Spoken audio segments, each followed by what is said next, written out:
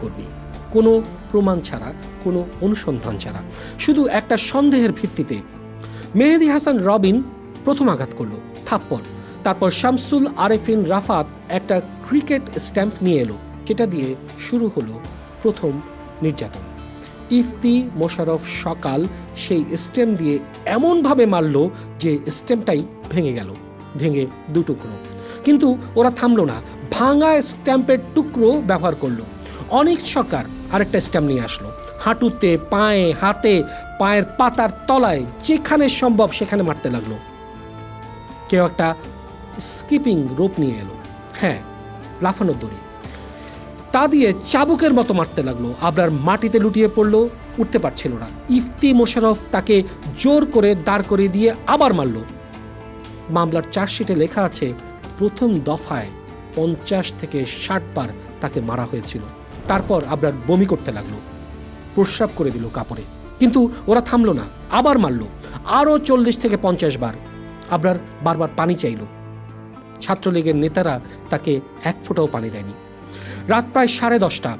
আবরারের তখন বসার শক্তিও নেই, মেঝেতে পড়ে আছে। ইফতি মোশাররফ তার মাথার নিচে দুটা বালিশ গুজে দিল যেন একটু আরাম হয়। যে ছেলেটাকে 4 ঘন্টা ধরে মেরেছে তার মাথার নিচেই বালিশ দিচ্ছে। চিন্তা করুন দৃশ্যটা। রাত প্রায় 12টা। আবরার শ্বাস নিতে পারছে না, বমি করছে বারবার। তখন তারা তাকে 2011 থেকে অন্য রুমে 2005-এ নিয়ে গেলেন। সেখানে অমিত শাহ বলল, আরেকটু মারলে আরও তথ্য পাওয়া যাবে। তথ্য? 21 বছরের একটা ছেলেকে 4-5 ঘন্টা ধরে পিটিয়েছে, তবু তাদের তথ্য চাই। কিন্তু কিছুক্ষণ পরে তারাও বুঝলো ছেলেটার অবস্থা ভালো না, এবং সেটা সিরিয়াসলি ভালো না। একজন প্রত্যক্ষদর্শী পরে বিবিসিতে বলেছে, রাত 2টার দিকে আমি আবরারকে দেখি 2005 রুমে। তখনও সে বেঁচে ছিল।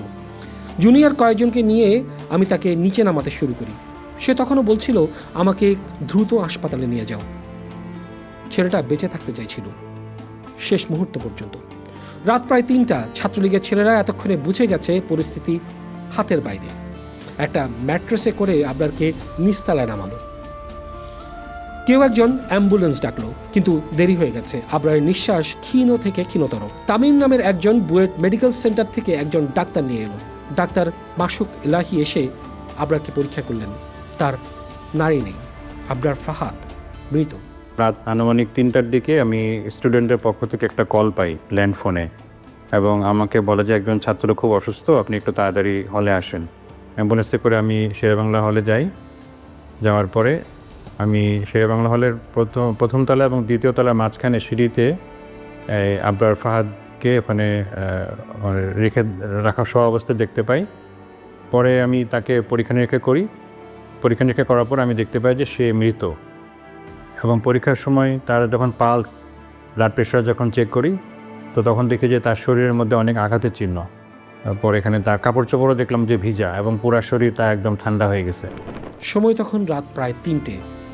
ছেলেটাকে শেরেবাংলা হলের সিঁড়ির প্রথম তলা আর দ্বিতীয় তলার মাঝামাঝি জায়গায় শুয়ে রাখা হলো। পুলিশ এসেছিল আগেই 3টার দিকে, কিন্তু হলে ঢুকতে দেওয়া হয়নি। প্রথমে চলে যেতে বাধ্য হয়েছিল। রাত 3:30টায় বুয়েটের student welfare director professor Mizanur Rahman হলে আসেন। সিসিটিভি ফুটেজে দেখা যায় তিনি আবরারের নিথর দেহের পাশে দাঁড়িয়ে অভিযুক্তদের সাথে কথা বলছেন।